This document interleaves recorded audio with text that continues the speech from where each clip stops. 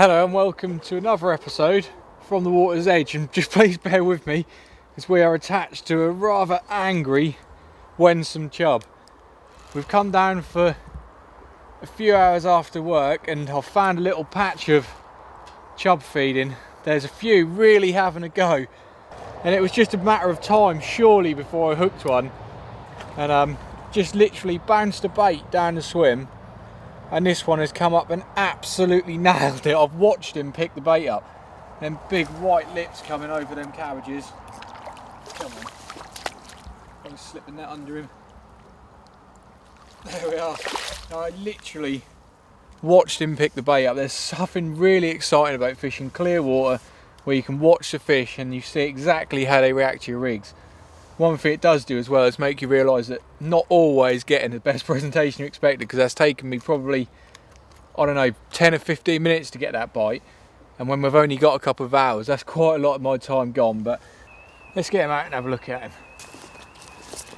Right, okay, this is where I'm a bit gutted I didn't bring my scales with me. I've had a few chub out of this stretch, the biggest being 514, but you can't know. This one looks to be pretty close to that. That was last year I had that fish, but I can still remember the size of it. And this one can't be too far away. It's one of the more lively fish I've caught.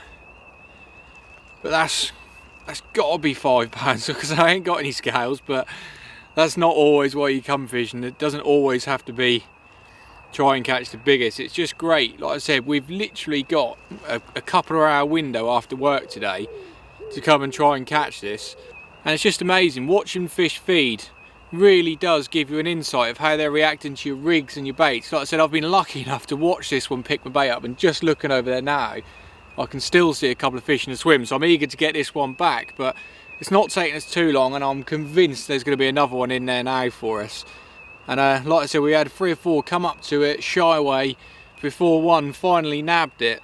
And he certainly wasn't the smallest one in the pack. I mean, look across there, he's quite a chunky fish. And I'm going to guess at about 5.5, but that doesn't matter. So what I'm going to do is I'm going to slip him back. We'll show you how we caught him, and also a bit about why we're down here as well, because this isn't the first trip down here this week. So I'll slip this one back and we'll have a little chat about the rig.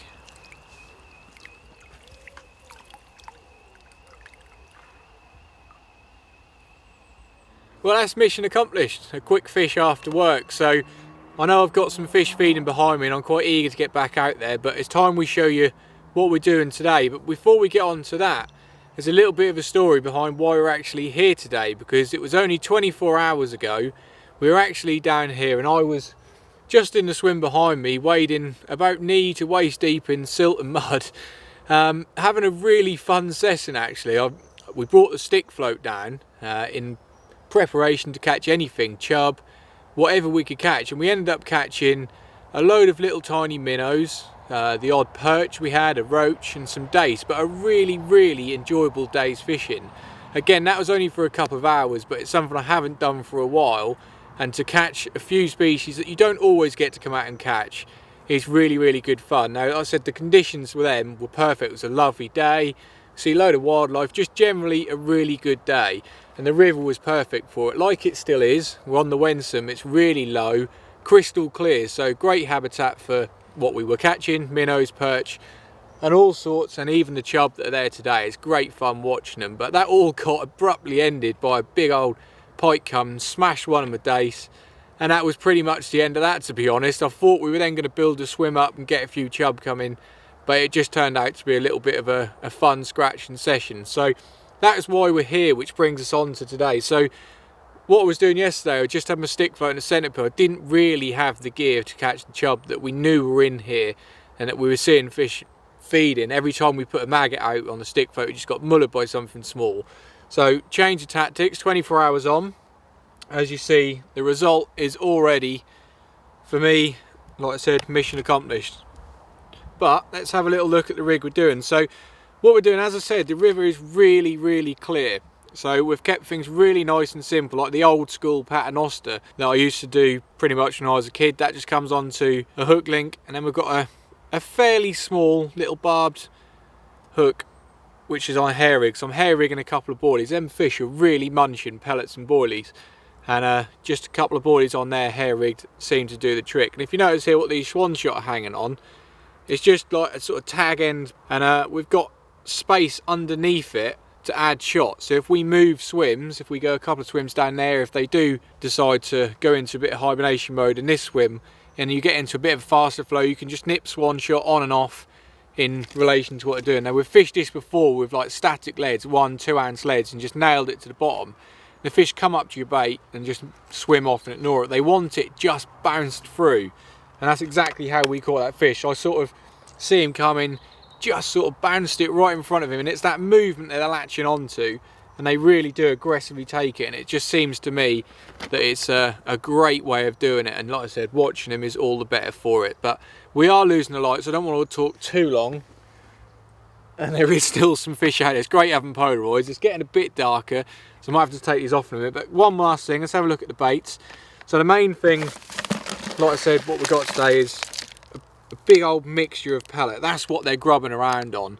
If I could put some Polaroid lens on this camera, you'd see what I'm seeing, and that's like 5 or 6 chub really having a root around for these. And then on top of that, I've just got a couple of different flavours of boilies.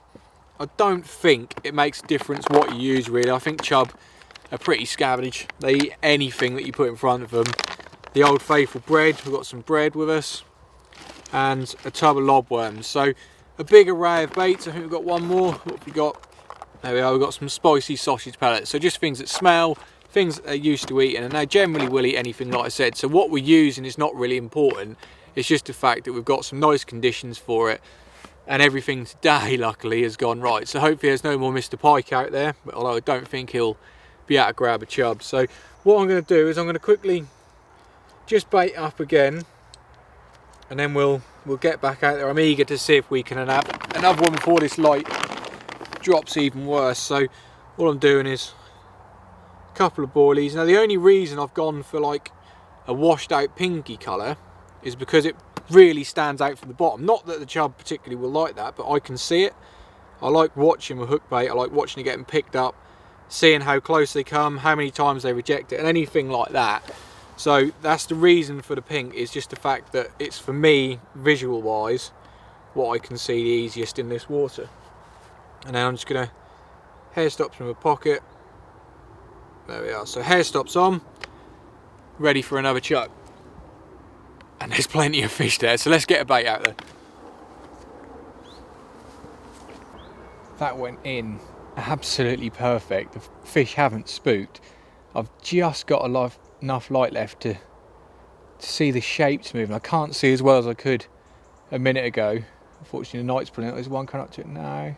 Oh, he shied away from it. Like I said, I can just see shapes moving. There's probably 5 or 6 fish there, and they're really sort of tearing the bottom up for those pellets. And every now and again you see them pick up a boilie. I've dotted a few boilies in amongst it, and I'm just gonna, because I can't 100% see, I've just got my hand on the line here, so I'm feeling for any sort of tugs and pulls that may indicate that one's picked up without me seeing it. I've probably got another 10 or 15 minutes possibly that I'll be able to see what's going on, and then it will definitely just be a case of just a bit of touch ledgering, because it is always better when you can see what's going on. But that shot is just bouncing down now. Every time it bounces, one turns and takes an interest. Go on. Oh, and he nearly had it then. Like I said, every sort of time the tide pick up and it bounces, they really do come and take an interest. So I'm hoping we're going to get one of these soon.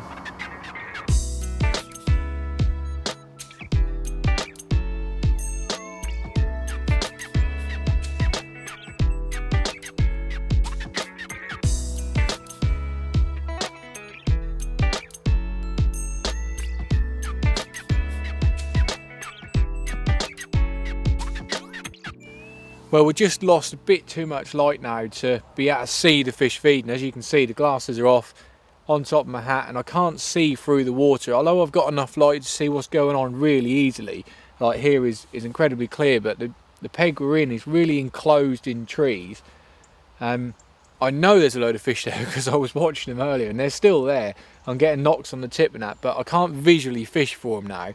the amount of times I've seen a group of 5 or 6 fish and they come up to the bait, nose it and nudge off and spook, and then come back and have another go. So they are really finicky, but it is because it's so clear in that. So as this light fades, I think what we're going to do is, what I have done is I've nipped another shot on so it's a bit more static. Now it's not ideal because I've seen fish turn away at that already, but I can't see what's going on, so all I'm going to have to do is put the bait where I know they're feeding, sit back with the rod rest and hope that one actually does properly pick it up. And we've got a lot more chance that as this light fades, we can sit here now until it gets pretty much as dark as the camera will allow us to film in, and it's just a case of watching the tip rather than watching your baits. Like I say, I'm getting rattles all the while. I'm convinced there's fish there. I've seen them for the last hour. I've seen plenty of fish there, so they're not going to go anywhere. It's just a case of waiting for one to slip up, and then hopefully we'll have another fish to show you before we leave off. Well, we've left it as long as I dare leave it. The light has really faded away. It does get darkish quite quickly this time of year, but we've been dealt one of the worst hands you can get while you're fishing. We've had a couple of otters as the lights faded. They've come out and they've started to sort of work the river, and it really has killed it. I mean, I'm not going to go on a huge otter rant because everyone knows that sometimes they can be a pest, but there's an awful lot of them who work the Norfolk area. Anyone who fishes in Norfolk will know what I'm on about. But I guess they are a part of nature, so we'll leave it at that, and I think it's time for me to wind in and perhaps go and have some tea. But what we will leave you with is just a few little clips of what makes it so magical and special, just having a few hours after work. We've probably had 3 or 4 hours over the last couple of days. We've seen some cracking sights, and it's just a really nice place to spend some spare time. So we'll leave you with that footage, but for now I'm going to wind in. But as always, thanks for watching, and we'll see you again on the next one.